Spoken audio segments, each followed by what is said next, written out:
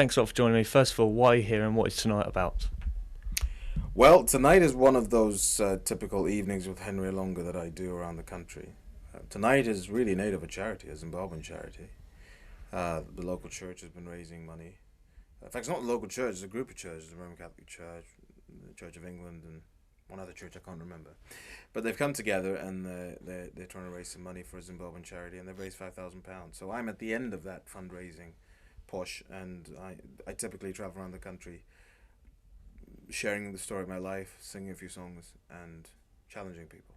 Okay, I just want to talk about your cricket career to start with. Your debut came against Pakistan, aged 18. Took your first wicket in your first over, in fact.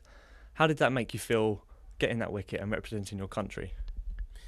Well, it was in the midst of myself being picked as the first black player to play for Zimbabwe. I was the youngest at the time, so you can imagine, fresh face straight out of school, playing with men whom you'd watched on TV only a couple of years earlier, winning the World Cup. It was very intimidating. They were very good players. They were very skilled gentlemen. Wazim Akrab and Akib Javed and Saeed Anwar. These were players of my era who were well respected in the world. So it was very intimidating. But getting the first wicket, of course, was great. But obviously, it all went pear-shaped for me. If you know my story, you'll know that I then got caught for throwing, and that meant that I had to go away and fix it for a couple of years. Yeah, I was just going to mention the 2003 World Cup. You wore the black armband alongside Andy Flower. I don't want to say, do you regret that decision? Do you not regret that decision? Why did you do that? Well, lots of questions in there, but basically, the reason we did it was multifaceted. We were standing up against the tyranny in Zimbabwe, which covers a lot of bases. You're talking about human rights abuses in the early 80s. You're talking about corruption in government in the 90s. You're talking about the war in the DRC, which we didn't really have any business being involved in. At least that's the way I interpret it. And then, of course, the legislation that was proposed in the late 90s, which led to a referendum which the country voted against the leadership, and that led to, as it were, a kind of backlash, which resulted, long story short, in the farm invasions. So that all, add that all together, plus my Christian motives, my convictions, which, as it were, lead me to contend for people who don't have a voice.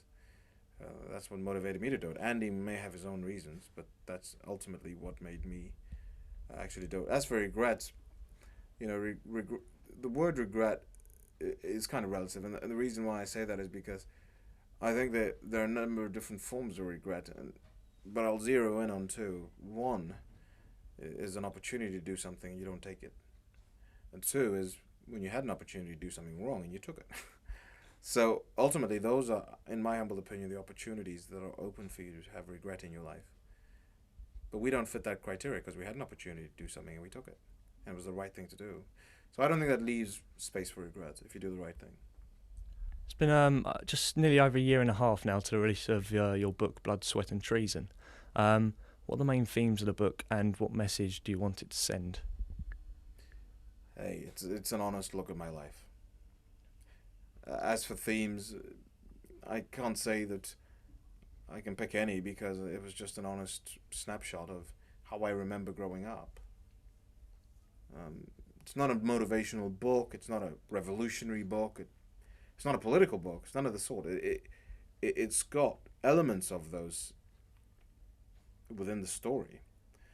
But really, it's about a young kid growing up in Africa, stumbling into this sport that was considered a white man's sport, messing up big time in his first game, trying to rebuild his action, trying to rebuild a career, and then ultimately, as it were, playing in a World Cup in which it all comes to an end, but standing up for what was right. And I think that's a theme you can pick up.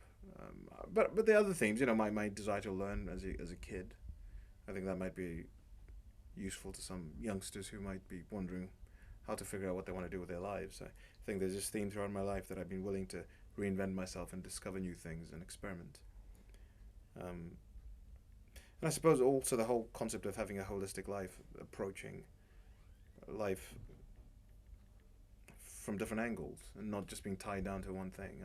I've had an interest in music and art and photography, videography, website building. I mean, the list goes on. Sport, social issues, politics. Issues of faith, and I think that when we live in a world that's so diverse, you do yourself a disservice by not really discovering all that the world has to offer in your own life. And so that's a theme that I think is consistent through the book. And obviously as well, the wonderful people that I've had in my life to help me when I needed help. What are your plans for the future, and do you ever intend to return to Zimbabwe?